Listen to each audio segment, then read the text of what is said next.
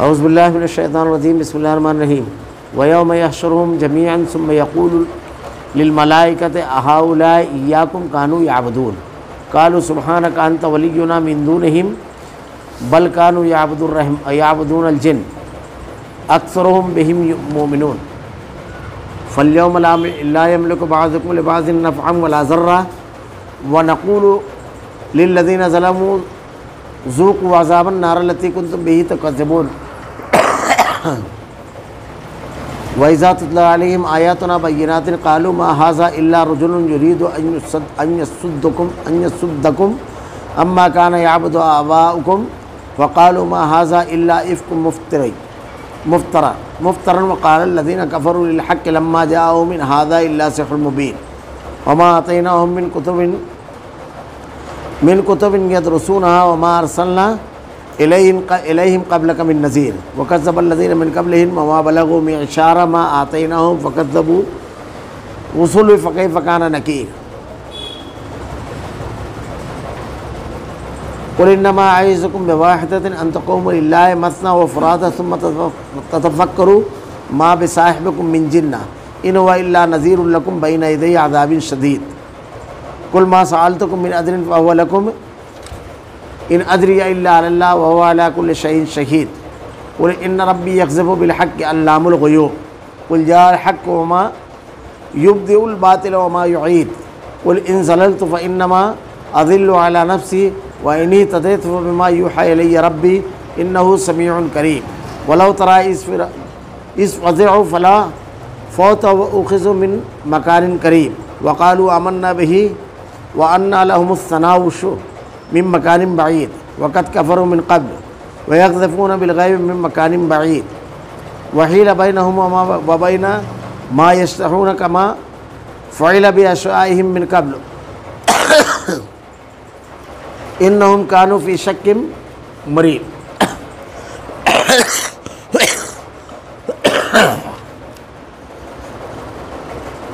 جس دن وہ ان سب کو جمع کر کے فرشتوں سے دریافت فرمائے گا، کیا یہ لوگ تمہاری عبادت کرتے تھے؟ وہ کہیں گے تیری ذات پاک ہے اور ہمارا ولی تو تو ہے، نہ کہ یہ، بلکہ یہ لوگ جنوں کی عبادت کرتے تھے، ان میں سے اکثر کو انہی پر ایمان تھا۔ بس آج تم میں سے کوئی بھی کسی کے لیے بھی کسی قسم کے نفع اور نقصان کا مالک نہ ہوگا، اور ہم ظالموں سے کہہ دیں گے کہ اس آگ کا عذاب چکھو جسے تم جھٹلاتے رہے۔ اور جب ان کے سامنے ہماری صاف صاف آیتیں پڑھی جاتی ہے تو کہتے ہیں یہ ایک شخص تو تمہیں تمہارے باپ دادا کے معبودوں سے روک دینا چاہتا ہے، اور کہتے ہیں کہ یہ تو گڑا ہوا جھوٹ ہے، اور حق ان کے پاس آ چکا، پھر بھی کافر یہی کہتے رہے کہ یہ تو کھلا ہوا جادو ہے۔ اور ان مکے والوں کو نہ تو ہم نے کتابیں دے رکھی ہے جنہیں یہ پڑھتے، نہ ان کے پاس آپ سے پہلے کوئی آگاہ کرنے والا آیا، اور ان سے پہلے کے لوگوں نے بھی ہماری باتوں کو جھٹلایا تھا، اور انہیں ہم نے جو دے رکھا تھا یہ تو اس کے 10ویں حصے کو بھی نہیں پہنچے۔ بس انہوں نے میرے رسولوں کو جھٹلایا، پھر دیکھ کہ میرا عذاب کیسا سخت تھا۔ کہہ دیجئے میں تمہیں صرف ایک ہی بات کی نصیحت کرتا ہوں کہ تم اللہ کے واسطے ضد چھوڑ کر دو مل کر یا تنہا کھڑے ہو کر سوچو تو صحیح، تمہارے اس رفیق کا کوئی جنون نہیں، وہ تو تمہیں ایک بڑے سخت عذاب کے آنے سے پہلے ڈرانے والا ہے۔ کہہ دیجئے جو بدلے میں تم سے مانگو وہ تمہارے لیے ہے، میرا بدلہ تو اللہ کے ذمہ ہے، وہ ہر چیز سے باخبر اور مطلع ہے۔ کہہ دیجئے میرا رب حق سچی وحی جو نازل فرماتا ہے، وہ ہر غیب کا جاننے والا ہے۔ کہہ دیجئے حق آ چکا، باطل نہ تو پہلی بار ابھرا ہے نہ دوبارہ ابھر سکے گا۔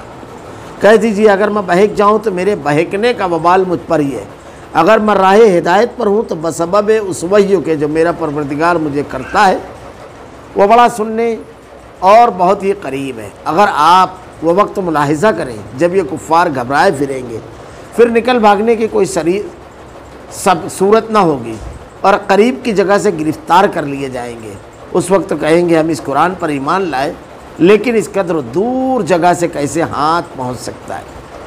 اس سے پہلے تو انہوں نے اس سے کفر کیا، وہ دور دراز سے بندے کے ہی پھینکتے رہے،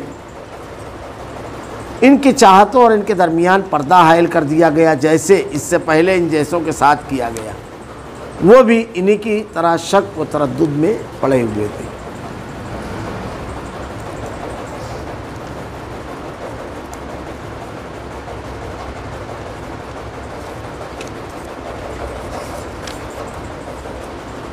وَيَوْمَ يَحْشُرُهُمْ جَمِيعًا ثُمَّ يَقُولُ لِلْمَلَائِكَةِ أَهَؤُلَاءِ إِيَّاكُمْ كَانُوا يَعْبُدُونَ، جس دن وہ ان سب کو جمع کر کے فرشتوں سے دریافت کرے گا کیا یہ لوگ تمہاری عبادت کرتے تھے؟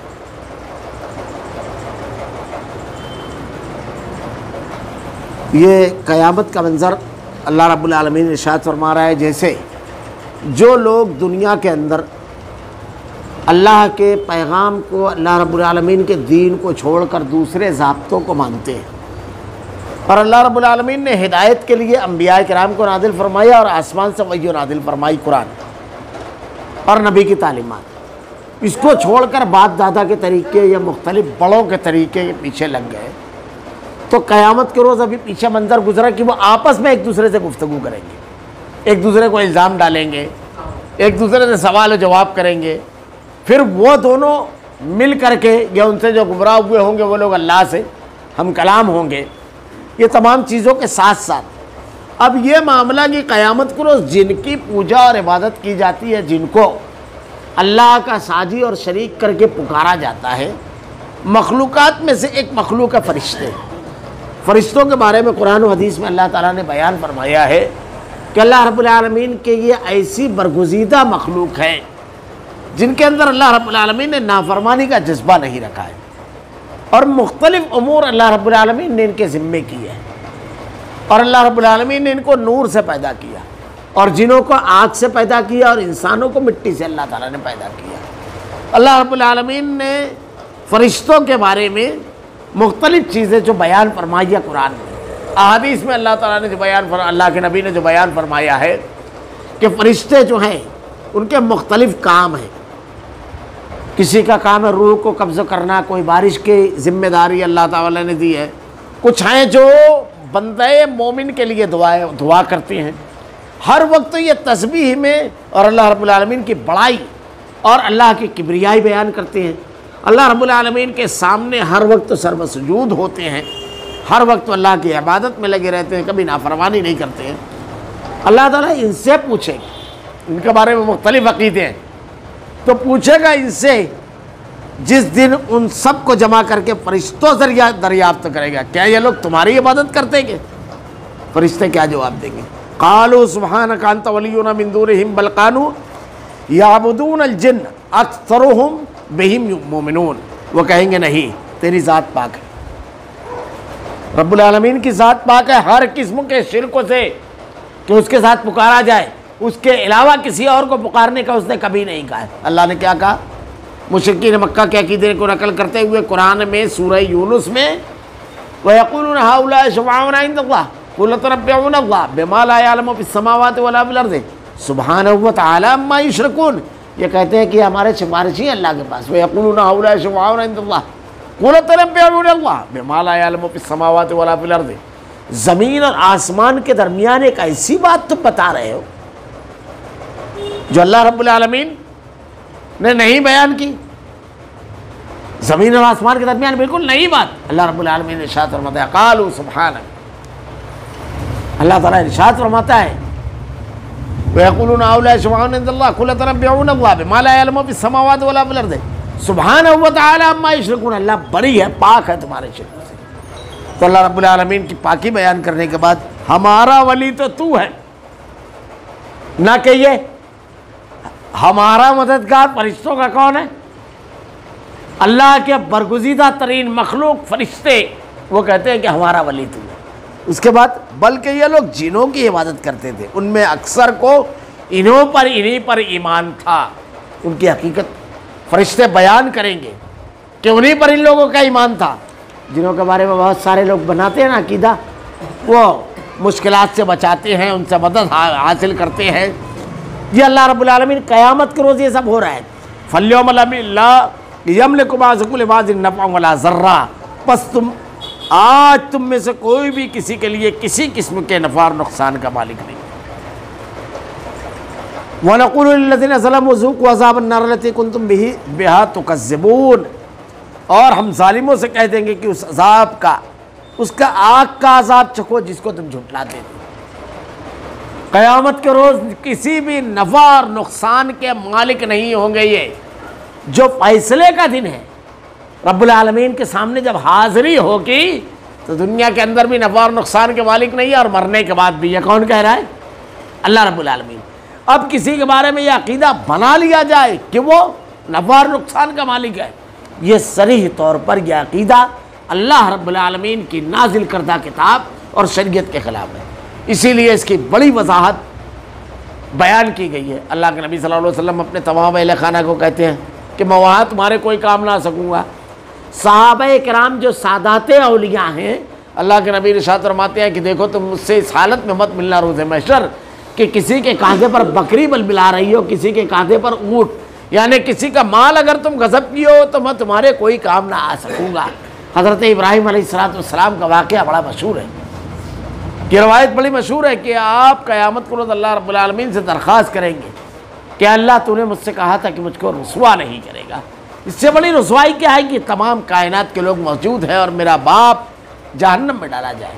اللہ ارشاد فرمائے گا اپنے پیروں کی طرف دیکھو، جب دیکھیں گے تو وہاں ایک بچو کیچڑ میں لتھڑا ہوا نظر آئے گا جسے فرشتے گھسیٹتے ہوئے جہنم میں ڈال دیں گے۔ حضرت نوح علیہ السلام اپنے بیٹے کو، حضرت لوط اپنی بیوی کو نہیں بچا سکیں گے، ابراہیم اپنے باپ کو، اللہ کے نبی اپنے چچا کو، کوئی کسی کے کام نہیں آئے گا۔ اللہ نے بہت وضاحت کے ساتھ بیان فرمایا نفع ولا ضرہ، تو ہمیشہ ہمیش کی جو زندگی آخرت کی زندگی ہے اس کا منظر بیان کر دیا گیا اس دنیا کے اندر تھا کہ آدمی اس نقصان سے اپنے آپ کو بچا لے۔ وَإِذَا تُتْلَىٰ، اس میں ایک چیز اور بھی ہے، عقیدہ اور ایمان کی چیز۔ جب اللہ نے کہہ دیا کہ نفع اور نقصان کا مالک کوئی نہیں ہے تو اس پر ایمان لانا چاہیے، اس کو مان لینا چاہیے، اس کو تسلیم کرنا چاہیے۔ اب جب کوئی نہیں ہے تو کسی اور سے نفع اور نقصان کی امید نہیں رکھنا چاہیے، کسی اور سے۔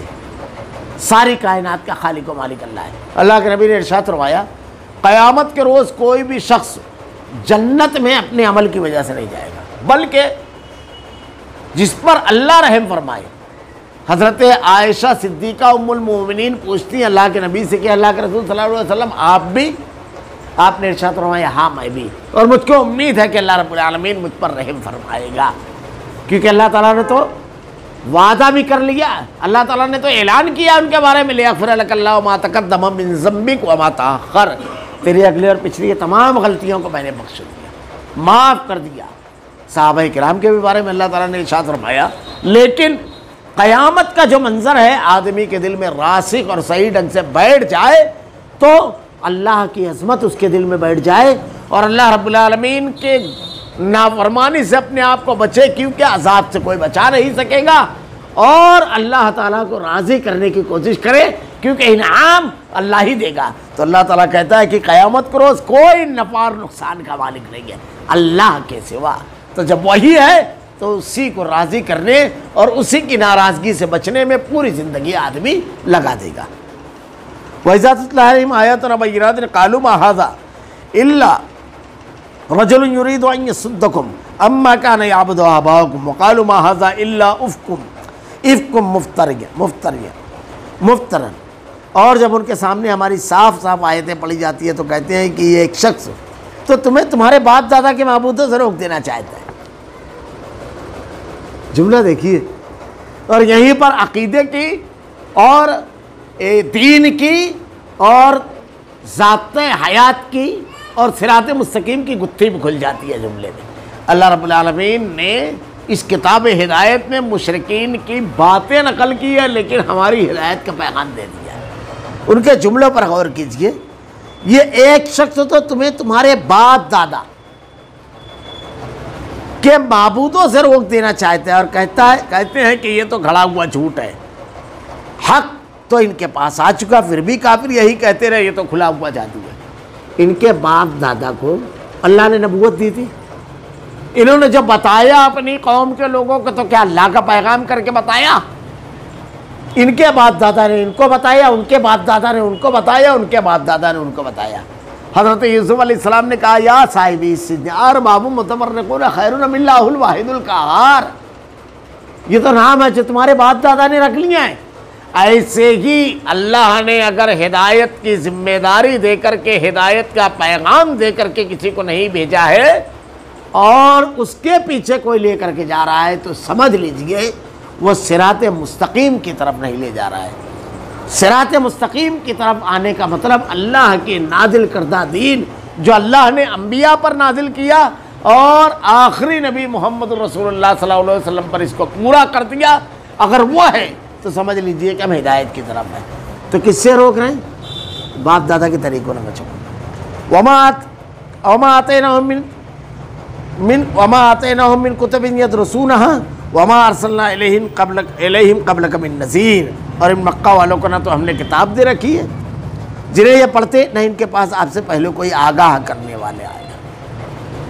مشرکین مکہ جو تھے ان کے درمیان کوئی نبی نہیں، یہ اپنے آپ کو حضرت ابراہیم علیہ السلام کا ماننے والا مانتے تھے، اور اسی لیے آپ پڑھیں گے تو حضرت اسماعیل علیہ السلام جو حضرت ابراہیم علیہ السلام کے لڑکے تھے بڑے، اور ان کے دوسرے لڑکے تھے حضرت اسحاق۔ حضرت اسحاق کی اولاد میں بنی اسرائیل ہے، اور حضرت اسماعیل علیہ السلام کی اولاد میں حضرت اسماعیل کے بعد اللہ کے نبی صلی اللہ علیہ وسلم جو سلسلہ نسب بیان کیا جاتا ہے، اگر آپ دیکھیں گے سلسلہ نسب، شجرہ نسب، اس میں بھی کسی نبی کا نام نہیں ملتا ہے، کسی کے نبی کا تذکرہ نہیں ملتا ہے۔ اس میں دو ٹائپ کا شجرہ نسب لوگوں نے نقل کیا ہے۔ ایک تو اللہ کے نبی صلی اللہ علیہ وسلم کا سلسلہ نسب جو عدنان تک ہے، یہ بالکل متحقق ہے، لیکن عدنان کے بعد سے لے کر کے ابراہیم علیہ السلام تک بعض لوگوں نے 40 پشتیں گنائی ہیں، 40، اور بعض لوگوں نے بہت کم سلسلے گنائے ہیں، لیکن زیادہ صحیح بات یہ ہے کہ 40 پشتیں ہیں۔ لیکن جو سلسلہ ہے اگر آپ اسے دیکھیں تو اس میں کوئی نبی کا تذکرہ نہیں ملتا ہے، اور ملے نہ ملے بالکل آخری اور حتمی اور بالکل یقینی بات اللہ تعالیٰ نے کہہ دی کہ کوئی نبی نہیں ہے۔ اب جتنے بھی نام ملتے ہیں سارے ناموں کو ہم مان لیں گے لیکن نبی نہیں، کیونکہ اللہ تعالیٰ نے اپنی بات قرآن میں بیان فرما دی۔ اللہ کے نبی صلی اللہ علیہ وسلم کا جو شجرہ نسب سیرت نگاروں نے لکھا ہے، محمد بن عبداللہ بن عبد المطلب بن ہاشم بن عبد مناف بن قصی بن کلاب بن مرہ بن لوئی بن غالب بن فہر بن مالک بن نظر بن کنانہ بن خزیمہ بن مدرکہ بن الیاس بن نظر بن معاد بن عدنان بن عدد بن طارے بن نجب بن یارب بن نابد بن اسماعیل بن ابراہیم علیہ السلام۔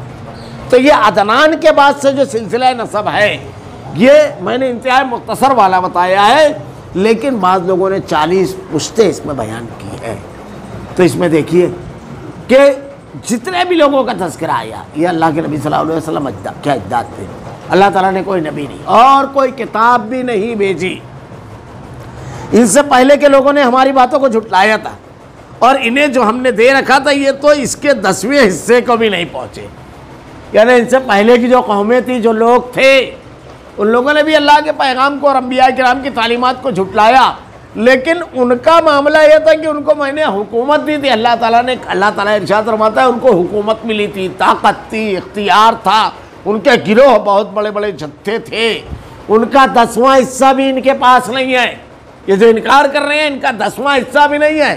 ہم بھی جب تاریخ پڑھتے ہیں تو فرعون انکار کرنے والا کیا تھا اس کے پاس؟ آج کے منکرین کی کوئی حیثیت ہے ان کے سامنے؟ نمرود، ان لوگوں کی جو طاقت تھی، قارون کیسے خزانہ تھا اس کا کہ ایک جماعت اس کی کنجی اٹھانے کے لیے عاجز ہو جاتی تھی، اس کے خزانوں کی کنجی اٹھانے کے لیے ایک جماعت عاجز ہو جاتی تھی۔ تو اللہ رب العالمین نے ارشاد فرمایا انہیں جو دے رکھا اس کے 10ویں حصے کو بھی نہیں پہنچے، بس انہوں نے میرے رسولوں کو جھٹلایا، پھر دیکھ میرا عذاب کیسا سخت ہوتا۔ اللہ نے کیسی گرفت کی؟ تمہارا تو معاملہ بہت کمزوری والا ہے، اللہ رب العالمین کی گرفت تو آئے گی تو کہاں بچ کر کے جاؤ گے؟ قل انما اعظکم بواحدہ ان تقوموا للہ مثنی وفرادی ثم تتفکروا ما بصاحبکم من جنہ ان هو الا نذیر لکم بین یدی عذاب شدید۔ کہہ دیجئے کہ میں تمہیں صرف ایک بات کی نصیحت کرتا ہوں۔ اللہ کے نبی صلی اللہ علیہ وسلم کی زبان سے اللہ رب العالمین جو حکم دے رہا ہے، جو بات کہہ رہا ہے، عقلاً آدمی تدبر کرے اور غور کرے تو ہدایت تک کتنی آسانی سے پہنچے گا، مثال کتنی پیاری ہے۔ میں تمہیں ایک بات کی نصیحت کرتا ہوں، تم اللہ کے واسطے جی چھوڑ کر دو دو آدمی مل کر یہ تنہا کھڑے ہو کے سوچو، دو دو آدمی مل جاؤ، ایک دوسرے سے سوال کرو، یا اکیلے کھڑے ہو کے سوچے، کیا سوچو تو صحیح، تمہارے اس رفیق کو کوئی جنون ہے؟ اللہ کے نبی صلی اللہ علیہ وسلم کے بارے میں سوچو، آپ تاریخ پڑھیے، سیرت پڑھیے، احادیث پڑھیے، اللہ کے نبی صلی اللہ علیہ وسلم کے بارے میں قرآن میں اللہ تعالیٰ ارشاد فرماتا ہے جب مشرکین مکہ مشورہ کرنے کے لیے بیٹھے کہ آپ کو کیا الزام لگا کر کے جھوٹ بولا جائے آپ کے اوپر، کیا الزام لگایا جائے؟ تو کہا جنون، پاگل پن کا الزام لگاؤ۔ تو کہا ہم نے پاگلوں کو دیکھا ہے، ان کی لایعنی حرکتیں دیکھی ہے، اس کے اندر تو ایسی کوئی چیز ہی نہیں ہے، شعور و ادراک، تدبر، فہم، بالکل سلجھا ہوا نکھرا ہوا اس کا نہ۔ پھر اس کے بعد اچھا اس کو جادوگر کو، بولے جادوگروں کو بھی دیکھا ہے، وہ کیسے پھو پھا کرتے ہیں، گانٹ مارتے ہیں، کیسے گندے رہتے ہیں، یہ تو وہ بھی نہیں ہے اس کا معاملہ۔ اچھا شاعر کہہ دو، بولے کیا کہہ رہے ہو، شاعری کی تمام اصناف سے ہم واقف ہیں، رجز و قصیدہ، مرثیہ سب جانتے ہیں ہم، اس کی باتوں کو تو شاعری بھی نہیں۔ تو یہ جب گفتگو ہو رہی ہے کہ نہ مجنون کہہ سکتے ہیں، نہ ساحر کہہ سکتے ہیں، نہ شاعر کہہ سکتے ہیں، تو جب گفتگو ہو رہی ہے تو اللہ تعالیٰ نے قرآن میں اس کا نقشہ کھینچا ہے، انہو فکر وقدر فقتل کیف قدر ثم نظر ثم عبس وبصر ثم اصبر واستکبر فقال ان ھذا الا سحر یؤثر ان ھذا الا قول البشر۔ پڑھ گیا قرآن، ماتا سکیڑا، سردار مکہ، تیوڑی چوائی، غور و فکر کر رہا ہے، پورا نقشہ اللہ نے قرآن میں کھینچ دیا، اور اس کے بعد کہتا ہے اب ایک نتیجے پر پہنچو۔ کیوں یہ میٹنگ بیٹھی تھی؟ اس لیے کہ ہم ایک بات کہیں، کوئی جادوگر کہے گا، کوئی ساحر کوئی کہے گا، مجنون کوئی شاعر کہے گا، تو ہماری بات میں خود ٹکرا ہو جائے گا، اس کے لیے بیٹھی تھی۔ اللہ تعالیٰ کہہ رہا ہے تم خود غور کرو، تم خود سوچو، نبی کہہ رہے ہیں۔ اللہ کے نبی جب مکہ جب اعلانیہ دعوت کا حکم ہوا تو آپ نے پوچھا، میں یہ کہوں کہ اس پہاڑی کے پیچھے سے سب نے کیا کہا؟ ہم نے آج تک جھوٹ کا تجربہ نہیں کیا۔ تو تم جب دو لوگ بیٹھ کر کے مشورہ کرو گے تو تم سوچو تو صحیح، تمہارے اس رفیق کو کوئی جنون نہیں، پاگل پن کی تو کوئی حرکت نہیں ہے، ایسا پیغام اور ایسا کلام جو زبان اور اہل کلام کے زبان اور کلام کو عاجز کر دے ہوئے، ایسے بہترین اصول اور ضابطے جو زندگی کو سکون و اطمینان سے بھر دے ہوئے، ہر کسی کو اس کا حق دے ہوئے، ذرا تو سوچو تو۔ اللہ تعالیٰ کہتا ہے وہ تو تمہیں ایک بڑے سخت عذاب کے آنے سے پہلے ڈرا رہا ہے، جنون و پاگل پر نہیں ہے، تمہاری خیر خواہی ہے۔ ایک آدمی تم کو کہہ رہا ہے کہ جا رہے ہو، آگے بہت بڑا گڑھا ہے، راستہ بہت خراب ہے، لٹ جاؤ گے، یہ تمہیں بتا رہا ہے، ایک عذاب سے ڈرا رہا ہے۔ کہہ دیجیے جو بدلہ میں تم سے مانگوں وہ تمہارے لیے ہے، تم سے جو مانگ رہا ہوں کہ ہدایت پر آ جاؤ، اس کو قبول کر لو، اس کو لے لو، نیکیاں کرو، گناہ کو چھوڑ دو، یہ تمہارے لیے کہہ رہا ہوں کیونکہ اس کا سب کا فائدہ تم کو ملنے والا ہے۔ گناہ چھوڑو گے تو جہنم کی آگ سے اور عذاب سے بچ جاؤ گے، نیکی کرو گے اللہ کی نعمت، رحمتیں، اور مرنے کے بعد جنت ملے گی۔ کیا کہہ رہے ہیں اللہ تعالیٰ؟ میرا بدلہ تو اللہ کے ذمہ ہے، اس کے بدلے میں کچھ اور تو چاہتا نہیں ہوں۔ ورنہ دیکھیے مذاہب کے ٹھیکیدار جب بن کر بیٹھتے ہیں تو پبلک کے مال پر صرف قبضہ کرتے ہیں، کسی بھی طریقے سے ان کا مال آئے، چلاوے کی شکل میں آئے، مختلف رسم و رواج کی شکل میں آئے، مگر ان تک کہ وہ مال پہنچتا رہتا ہے۔ اللہ کے نبی کہتے ہیں میں تم سے کچھ مطالبہ نہیں کرتا، نہ بادشاہت، نہ مال، نہ کچھ۔ دیکھیے زکوٰۃ کا نظام ہے، کیا کہا اللہ نے؟ تمہارے امیروں سے لے کر تمہارے غریبوں میں تقسیم کر دیا جاتا ہے۔ تمہارے درمیان جو نبی ہے ان کے گھر میں تو کئی دن فاقہ ہو رہا ہے، اتنا مال آ رہا ہے لیکن لوگوں کو تقسیم کر رہے ہیں۔ ایک صحابی اللہ کے نبی صلی اللہ علیہ وسلم میں غزوہ حنین کے بعد جب ان کو بکریاں دی تو ایک وادی میں پوری بھری ہوئی تھی، آپ سے کہا یہ پوری بکریاں تمہاری، وہ جا کر کے لوگوں سے کہتے ہیں کہ لوگوں ایمان لے آؤ، اللہ کے نبی اتنا تقسیم کرتے ہیں کہ ان کو ختم ہونے کا خوف ہی نہیں ہے۔ یہ اللہ کے نبی صلی اللہ علیہ وسلم کی لوگوں کے ساتھ جود و سخا اور عطا کا معاملہ تھا، وہ بدلہ نہیں چاہتے تھے۔ اللہ کے رسول صلی اللہ علیہ وسلم کہہ دیجئے میرا رب سچی وحی نازل فرماتا ہے، وہ ہر غیب کا جاننے والا ہے۔ یہ میرا پیغام نہیں ہے، رب کا پیغام ہے سچی وحی، سچائی کی صداقت اس کتاب نے خود کر دی۔ اور اللہ رب العالمین سے زیادہ بڑھ کر کے کس کی بات ہو سکتی ہے، کس کی صداقت قبول کی جا سکتی ہے۔ قل ان ضللت فانما اضل علی نفسی وان اهتدیت فبما یوحی الی ربی انہ سمیع قریب۔ کہہ دیجئے کہ اگر میں بہک جاؤں تو میرے بہکنے کا وبال مجھی پر ہے، انہی کے اوپر ہے، اور اگر میں رائے ہدایت پر ہوں تو بسبب اس وحی کے جو میرا پروردگار مجھے کرتا ہے، وہ بڑا سننے والا اور بڑا جاننے والا ہے۔ یعنی بھلائی سب اللہ کی طرف سے اللہ تعالیٰ نے جو وحی ہر حق کے مبین نازل فرمایا، اس میں رشد و ہدایت ہے، صحیح راستہ ہے لوگوں کے لیے۔ جو گمراہ ہوتا ہے تو میں اس انسان کو اپنی کوتاہی اور تو اس میں اس کے کوتاہی اور ہوائے نفس کا دخل ہے، اس لیے اس کا وبال اسی پر ہوگا۔ عبداللہ ابن مسعود رضی اللہ تعالیٰ عنہ کسی سائل کے جواب میں اپنی طرف سے کچھ بیان فرماتے ہوئے ساتھ کہتے تھے کہ اگر یہ درست ہے تو اللہ کی طرف سے، اور اگر غلط ہے تو میرے اور شیطان کی طرف سے، اور اللہ اور اس کا رسول اس سے بری ہے۔ تو اللہ کے نبی صلی اللہ علیہ وسلم ارشاد فرما رہے ہیں وَلَوْ تَرَىٰ إِذْ فَزِعُوا فَلَا فَوْتَ وَأُخِذُوا مِن مَّكَانٍ قَرِيبٍ۔ اور اگر آپ وہ وقت ملاحظہ کریں جب یہ کفار گھبرائے پھریں گے، پھر نکل بھاگنے کی کوئی سبیل، کوئی صورت نہیں ہوگی، اور قریب کی جگہ گرفتار کر لیے جائیں گے۔ یہ کیا ہے؟ اب یہ تمام چیزیں یہ الزام لگایا جا رہا ہے۔ نبی کا کام کیا ہے؟ نبی کے پیغام کو قبول کرنا، نہیں قبول کرنے والوں کا انجام۔ اب یہ قیامت کے روز کیا ان لوگوں کی حالت ہوگی، اللہ رب العالمین بیان فرما رہا ہے کہ بھاگنے کی کوشش کریں گے لیکن وہاں پر بھاگ نہیں سکیں گے، قریب کی جگہ گرفتار کر لیے جائیں گے۔ اس وقت تو کہیں گے کاش، اس وقت تو کہیں گے کہ ہم اس قرآن پر ایمان لائے، لیکن اس قدر دور جگہ سے کیسے ہاتھ پہنچ سکتا ہے۔ یعنی جو کہیں گے آخرت میں انہیں اس بیان کی کس طرح حاصل ہے جبکہ دنیا میں گریز کرتے رہے۔